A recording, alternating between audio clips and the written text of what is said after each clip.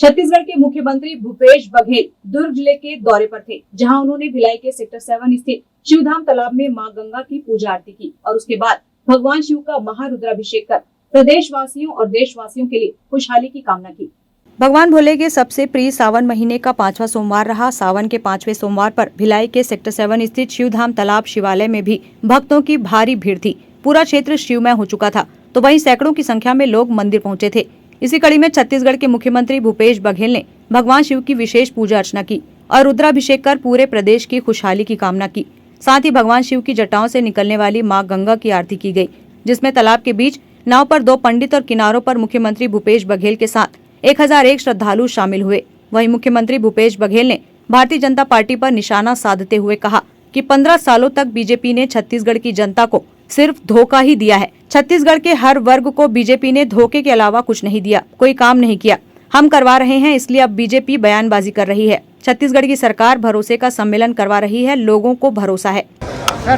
ये सावन का महीना है, सोमवार है और यहाँ सेक्टर 7 में गंगा आरती का आयोजन और यहाँ जो आयोजन समिति के साथी हैं उन सबको बहुत बहुत बधाई। लक्ष्मीपति राजू जी और महापौर विधायक सब ने मिलजुल कर, सभी MIC के मेंबर, पार्षद, सब लोगों ने मिलकर ये आयोजन पिछले 7-8 वर्षों से कर रहे हैं और लगातार इसके भव्यता में और 4 चांद लगते जा रहा है। तो सबको मैं बधाई देता हूँ, शुभकामना देता हूँ और यही कामना करता हूँ भगवान भोलेनाथ सबकी मनोकामना पूरी करें। धोखा देने वाले तो धोखे की बात ही न करें।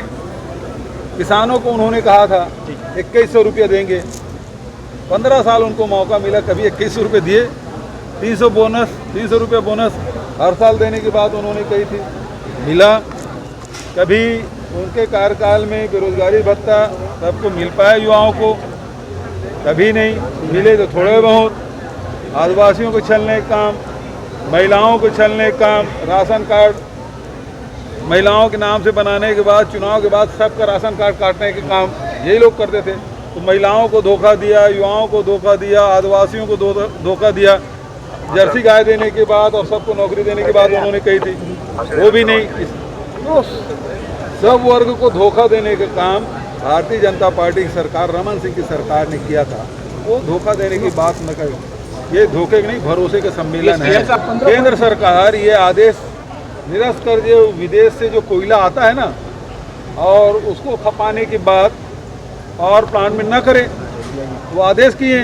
और इसी कारण से जितने भी जो सेंट्रल गवर्नमेंट के पावर प्लांट है, चाहे सीपत हो, लारा हो, NTPC के जितने पावर प्लांट है उसमें विदेशी कोयला भी डाला जा रहा है और उसके कारण से बिजली दर महंगी हो रही है। तो उसको कहे ना, राज्य सरकार को ना कहे। केंद्र सरकार के अधीन है NTPC, चाहे लारा हो, चाहे सीपत हो, चाहे भिलाई के जो NHPCL है, ये सारे उसके अधीन हैं। वो रेट ना बढ़ाए, यहाँ रेट ना बढ़ेगा। हमारे पावर प्लांट से कोई रेट नहीं बढ़ रहा है तो भारत सरकार के जो यूनिट है उससे बढ़ रहा है और उसके कारण से बिजली महंगा हो रहा है। लेकिन फिर भी दूसरे राज्यों को बजाय यहाँ 4 यूनिट तक के आधा है और भिलाई में भी हम लोगों ने बिजली बिल आधा देने का फैसला किया है। अभी जो इंडिया बना उससे भारतीय जनता पार्टी एकदम घबराई हुई है। दूसरी बात, जो सवाल राहुल जी लोकसभा में उठाते थे उससे भारत सत्ताधारी लोग परेशान हो गए थे और यही कारण उसकी सदस्यता रद्द किए, उसके बंगले उसको खाली कराया गया और हर स्तर पर कोशिश की, लेकिन सत्य की जीत हुई। सुप्रीम कोर्ट का फैसला आया, उस फैसले का हम स्वागत करते हैं, सम्मान करते हैं। और फिर राहुल जी अभी अब जो अविश्वास प्रस्ताव है उसमें पूरी दमदारी के साथ भारतीय जनता पार्टी की सरकार को बेनकाब करेंगे, ऐसा पूरे हिंदुस्तान के लोगों को, पूरे इंडिया को विश्वास है। भारतीय जनता पार्टी परेशान है। अमित शाह जी बयान दे चुके, राजनाथ सिंह बयान दे चुके, प्रधानमंत्री जी बयान दे चुके, तो इससे परेशान बहुत हैं।